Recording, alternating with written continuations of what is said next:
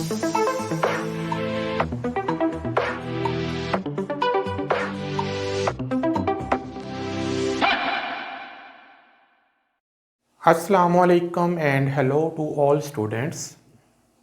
आज के video lecture में हम एक मेडिकल कंडीशन डिस्कस करेंगे जिसका नाम है इरिथ्रोब्लास्टोसिस फीटैलिस। ये क्या है, कैसे होती है, इसको हम एक पूरे लेक्चर के दौरान समझने की कोशिश करेंगे। इसके लफ्ज़ी मतलब और इसकी डेफिनेशन में मैं बाद में आऊँगा। तो सबसे पहले हम आगाज़ करेंगे इस प्रॉब्लम के जेनेटिक्स से।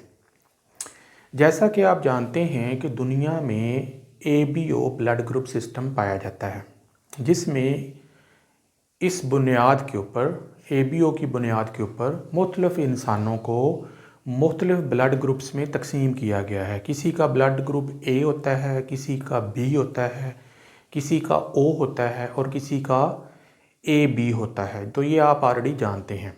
इसके साथ साथ एक और ब्लड ग्रुप सिस्टम पाया जाता है जिसे RH सिस्टम कहते हैं।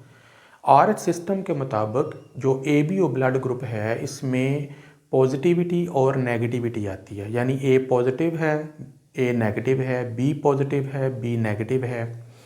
इसके बारे में भी काफ़ी इन्फॉर्मेशन आपको ऑलरेडी होगी, लेकिन मैं थोड़ा सा उसको रिवाइज़ भी कर दूंगा ताकि आपको थोड़ा सा समझने से में आसानी हो जाए। अब सबसे पहले हमारे पास एक स्टोरी है, एक कहानी है, एक कपल की, एक जोड़े की जिनकी शादी हो रही है। मेरे पास एक पर्सन है, उसका नाम है मिस्टर अली। मिस्टर अली जो हैं, इनकी शादी हो रही है एक फ़ीमेल के साथ जिसका नाम है मिस निदा। जो मिस्टर अली है, इसका जो ब्लड ग्रुप है वो A है। इसका मतलब ये है कि उसका जो ब्लड ग्रुप है उसमें A एंटीजन मौजूद हैं। तो एंटीजन और एंटीबॉडीज़ का कॉन्सेप्ट आपको ऑलरेडी पहले से मौजूद होगा। उसके मुकाबले में जो मिस निदा है, इसका ब्लड ग्रुप भी A ही है, लिहाजा दोनों का ब्लड ग्रुप जो है वो मैच होता है, दोनों A हैं। लेकिन पॉजिटिविटी और नेगेटिविटी में फ़र्क है। मिस्टर अली जो हैं, इनके जिस्म के अंदर, सेल्स के अंदर जो जीन्स हैं वो कैपिटल D है, जिसका मतलब है कि जो इसका ब्लड ग्रुप होगा वो A पॉजिटिव होगा। मिस निदा जो हैं, उनके अंदर जो जीन्स हैं, सेल्स के अंदर DNA जो मौजूद है, वो उसके ऊपर जो जीन्स हैं वो स्मॉल d हैं, क्योंकि ये जो जीन्स हैं ये आम तौर पर RH सिस्टम को रिप्रेजेंट करते हैं। तो अगर जीन्स जो हैं वो स्मॉल d होंगे तो इसका मतलब ये है कि जो मिस निदा हैं, इनकी बॉडी में RH जो एंटीजन है वो मौजूद नहीं है, लिहाजा इनका जो ब्लड ग्रुप होगा वो A नेगेटिव होगा। लिहाजा A पॉजिटिव की शादी हो रही है A नेगेटिव के साथ। ड्यूरिंग फर्टिलाइजेशन, जब गैमीट्स आपस में मिलते हैं तो इनके यहाँ जो बच्चे पैदा होंगे वो कैपिटल D वाले होंगे, यानी जो कैपिटल D है वो फादर से आएगा, स्मॉल d जो है वो मदर से आया, तो जीनोटाइप बन गया capital D small d। Capital D जो है वो डोमिनेंट है, स्मॉल d जो है वो रिसेसिव है, जिसके नतीजे में इनके जो बच्चे होंगे वो RH पॉजिटिव होंगे। RH पॉजिटिव से मुराद है कि उनमें जो भी ब्लड ग्रुप हो, A हो, B हो, AB हो या O हो, वो पॉजिटिव होगा। इवन कि अगर ये कैपिटल D स्मॉल d भी हो तो फिर भी 50% चांस ये हैं कि इनके बच्चे जो हैं वो RH पॉजिटिव होंगे। ये जो एरिथ्रोब्लास्टोसिस फीटैलिस है, ये इन केसेस में ज़्यादातर जो है वो सामने आती है। अब जो इंसान A पॉजिटिव होता है उसकी बॉडी में RH एंटीजन मौजूद होता है, लेकिन RH एंटीजन के ख़िलाफ़ एंटीबॉडीज़ नहीं होती। जो पर्सन A नेगेटिव होता है उसकी बॉडी में ना तो RH का एंटीजन होता है, उसके सेल्स के ऊपर RBC के ऊपर लगा होता है, और ना ही उसकी बॉडी में उस RH एंटीजन के ख़िलाफ़ एंटीबॉडीज़ होती हैं, वो दोनों से पाक होता है। लिहाजा ब्लड ट्रांसफ्यूजन जब करते हैं तो उसमें भी इस चीज़ को मद्देनज़र रखा जाता है। अब इनके यहाँ जो है वो पहला बच्चा जो है जब पैदा होता है तो वो नॉर्मल होता है, लेकिन नेक्स्ट प्रेगनेंसी में जो इनका बच्चा है उसको एरिथ्रोब्लास्टोसिस फेटालिस हो जाता है। ये कैसे होता है और ये क्यों होता है, इसकी जो डिटेल है वो हम डिस्कस करने जा रहे हैं। तो आइए, मैंने डायग्राम पहले बना ली है, उसको देखते हैं। तो सबसे पहले मेरे पास यहाँ पे स्ट्रक्चर है प्लेसेंटा का। इस तरफ जो है वो है फीटस और इस तरफ जो है वो है मदर यानी मिसनदा। फीटस जो है वो उसका जो कनेक्शन है वो मदर के साथ उम्बिलिकल कॉर्ड के ज़रिए मदर की बॉडी के साथ होता है।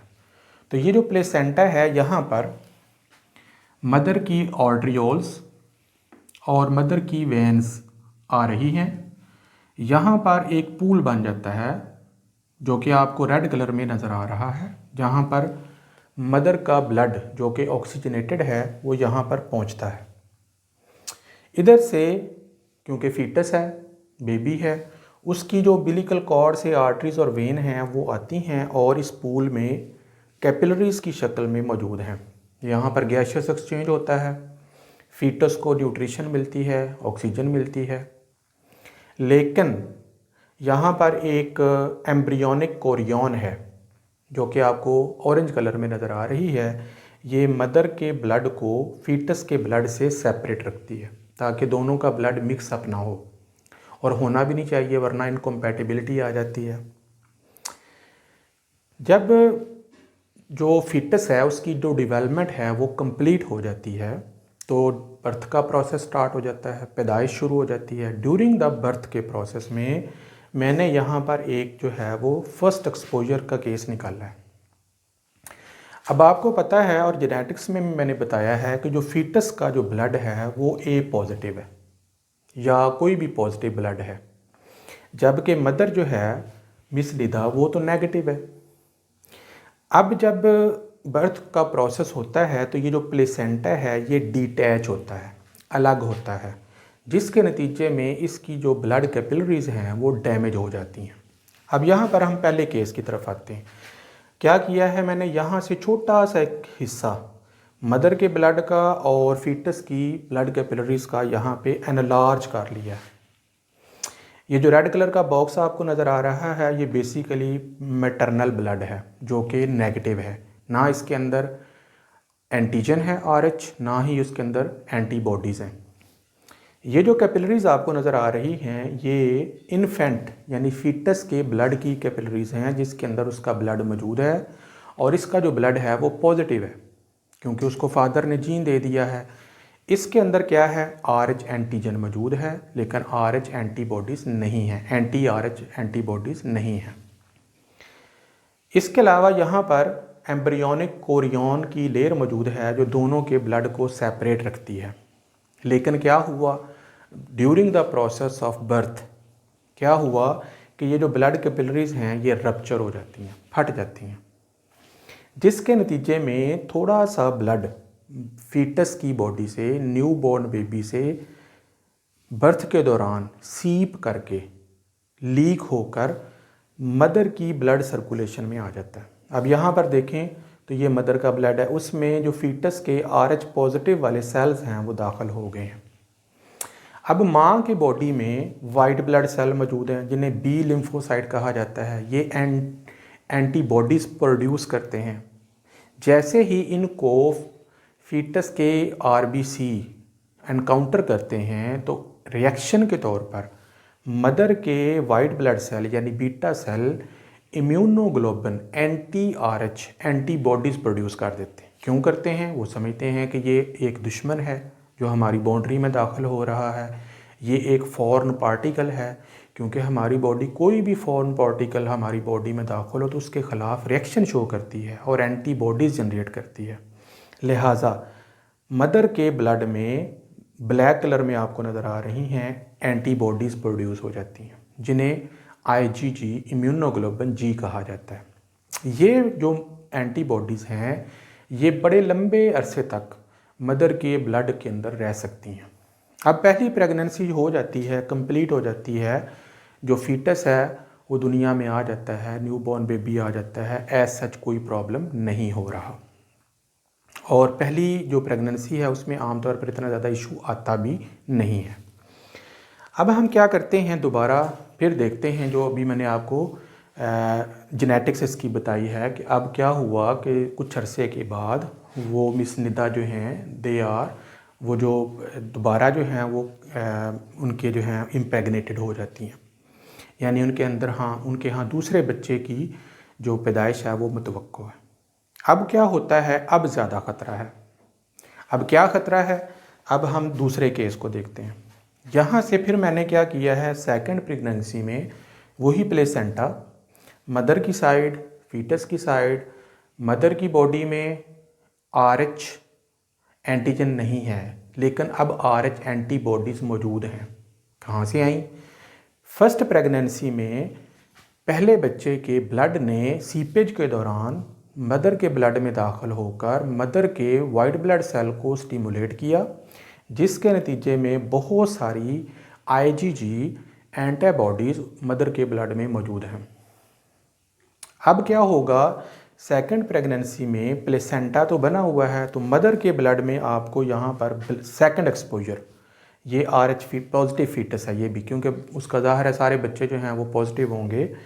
तो ये मदर का ब्लड है, इसके अंदर बहुत सारी IgG इम्यूनोग्लोबिन G टाइप की एंटीबॉडीज़ जो हैं वो मौजूद हैं, और ये छोटे साइज़ की होती हैं। ये क्या करती हैं, ये ब्लड के कैपिलरीज़ के ज़रिए सीप करके, डिफ्यूज़ करके, कैपिलरीज़ को तोड़ते हुए फीटस के ब्लड में चली जाती हैं। अब यहाँ पर ये जो एंटीबॉडीज़ हैं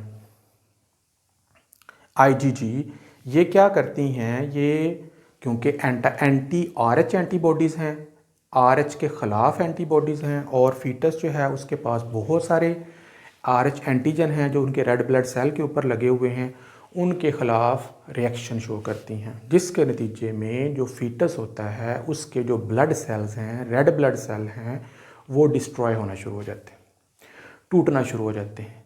माँ के पेट के अंदर ही during the process of development ये प्रोसेस स्टार्ट हो जाता है, जिसके नतीजे में सिम्टम्स शो होती हैं। कौन सी सिम्टम्स शो होती हैं हमें नहीं पता, क्योंकि वो तो प्रोसेस अंदर ही अंदर हो रहा है, टेस्ट के ज़रिए ही पता चल सकता है।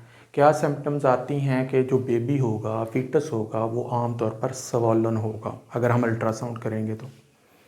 इसके अलावा जॉन्डिस, यरकान हो जाएगा, क्योंकि जब रेड ब्लड सेल टूटता है तो उसके नतीजे में बिलीरूबिन पैदा होता है। बिलीरूबिन जो है उसकी जो मिकदार है जब ब्लड में ज़्यादा होती है तो जिस्म के अंदर येलोइश कलर आ जाता है, आँखों की सफ़ेदी, नेल्स और जिस्म की जो स्किन है वो येलो होना शुरू हो जाती है। और अगर बिलीरूबिन की मिकदार बहुत ज़्यादा बढ़ जाए तो उससे ब्रेन जो है वो काम करना छोड़ देता है और बेबी की डेथ हो जाएगी, और उसके नतीजे में अबॉर्शन या स्टिल बर्थ हो जाएगी। इसके अलावा क्योंकि सेल जो हैं वो टूट रहे हैं, बहुत ज़्यादा मिकदार में टूट रहे हैं, तो क्योंकि उस वक़्त बेबी की हड्डियां नहीं बनी हुई, लिहाजा उसका जो लिवर है और स्प्लीन है वो ब्लड पैदा कर रहे हैं। वो ज़्यादा मिकदार में ब्लड पैदा करेंगे, जल्दी जल्दी करेंगे ताकि ब्लड की डेफिशिएंसी को पूरा किया जा सके। तो उसके नतीजे में immature red blood cell produce होंगे, जिन्हें हम कहते हैं इरिथ्रोब्लास्ट, यानी इन एबनॉर्मल रेड ब्लड सेल। सिस कहते हैं कंडीशन को, फिटेलिस कहते हैं फीटस को। तो इस कंडीशन को हम कहते हैं इरिथ्रोब्लास्टोसिस फिटेलिस, यानी फीटस के अंदर abnormal white blood cell, red blood cell का बहुत ज़्यादा मिकदार में पैदा हो जाना। तो जब बहुत ज़्यादा मिकदार में पैदा होंगे, लिवर को, स्प्लीन को ज़्यादा काम करना पड़ेगा, जिसकी वजह से उनकी एनलार्जमेंट हो जाएगी, नॉर्मल साइज़ से वो बड़े हो जाएंगे।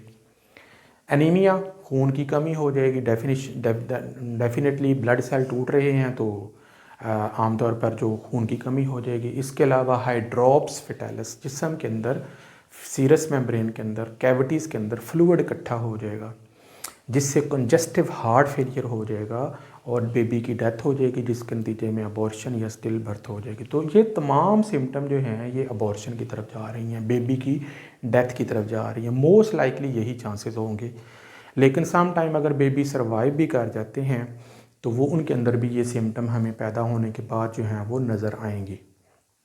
अब इसकी काजेज़ क्या हैं वो ऑलरेडी मैं आपको बता चुका हूँ। RH इनकम्पैटिबिलिटी है, जब ब्लड के RH पॉजिटिव और RH नेगेटिव दो अफराद की शादी हो जाए तो उसके अंदर इसके चांसेस जो हैं वो बढ़ जाते हैं। ये RH इनकम्पैटिबिलिटी से भी हो सकता है, ये ABO इनकम्पैटिबिलिटी से भी हो सकता है। अब इसका ट्रीटमेंट क्या है? अब इसके मुख्तलिफ ट्रीटमेंट हैं। पहली बात तो ये है कि अव्वल तो इसकी मैंने बताया है कि फ़ीटस की डेथ हो जाएगी और वो दुनिया में आएगा नहीं।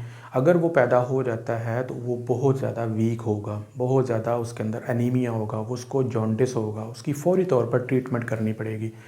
पहली ट्रीटमेंट जो है वो आमतौर पर फ़ोटोथेरेपी की जाती है, जिसमें उसको अल्ट्रा वायलेट शुआएँ जो हैं वो प्रोवाइड की जाती हैं, एक इंक्यूबेटर में रख कर उसको दी जाती हैं। इसके अलावा ब्लड ट्रांसफ्यूजन की जाती है, उसकी बॉडी से सारा ब्लड निकाल कर, जिसके अंदर RH एंटीबॉडीज़ हैं, उसको निकाल कर उसके कंपैटिबल जो ब्लड है वो ट्रांसफ्यूज़ किया जाएगा। एक्सचेंज ट्रांसफ्यूजन भी आमतौर पर की जाती है। वेंटिलेशन यानी उसको वेंटिलेटर पे भी रखा जा सकता है उसकी ज़िंदगी को बचाने के लिए। तो ये तो हम बेबी के साथ करेंगे। तो आम तौर पर जो इसका सबसे सिंपल और बेहतरीन इलाज है वो मदर के साथ है कि जब भी मदर के अंदर प्रेगनेंसी के आसार नज़र आएँ तो हम क्या करेंगे, उसकी बॉडी को एक इंजेक्शन लगाएंगे एंटी सीरम का, यानी जिसमें ऐसे केमिकल्स होंगे जो बेबी के रेड ब्लड सेल को डिस्ट्रॉय कर देंगे। अगर जैसे ही देखें यहाँ पे मदर का जो ब्लड है, बेबी का जो ब्लड है उसको सीप करके जैसे ही आता है मदर की बॉडी में तो ये स्टिमुलेट करते हैं किसको, एंटीबॉडीज़ को। तो हम जब इंजेक्शन लगा देंगे तो जो एंटी सीरम होगा वो सीप होने वाले रेड ब्लड सेल को डिस्ट्रॉय करते जाएंगे ताकि उस ब्लड ग्रुप के ख़िलाफ़ मदर की बॉडी में एंटीबॉडीज़ प्रोड्यूस ना हो सकें और इस बीमारी से, इस कंडीशन से बचा जा सके।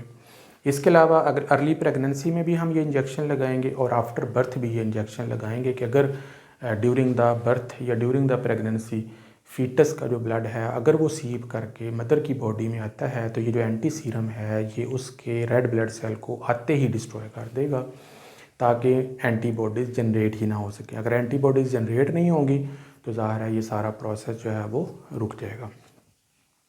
अब ये सारे प्रोसेस को मैंने आपकी आसानी के लिए समराइज़ कर दिया है ताकि आपको समझने में थोड़ा सा और आसानी हो जाए। नंबर 1,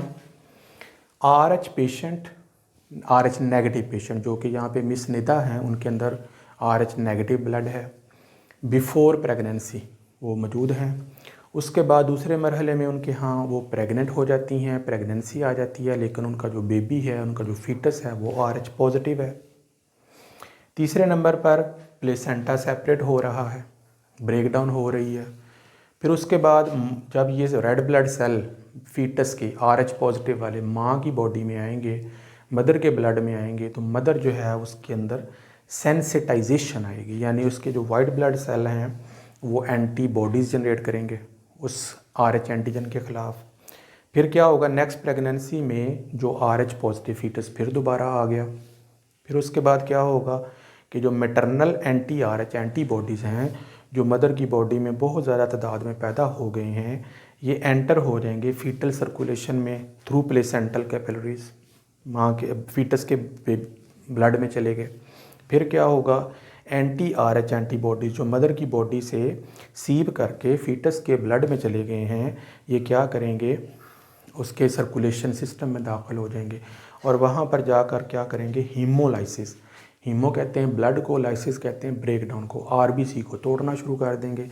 RBC को तोड़ना शुरू कर देंगे तो क्या होगा, एरिथ्रोब्लास्टोसिस फेटालिस की कंडीशन पैदा हो जाएगी और उससे बेबी को बहुत ज़्यादा नुकसान पहुंच सकता है। तो आई होप कि ये कॉन्सेप्ट आपको क्लियर हो गया होगा। नेक्स्ट लेक्चर तक के लिए इजाज़त दें। अल्लाह हाफ़िज़।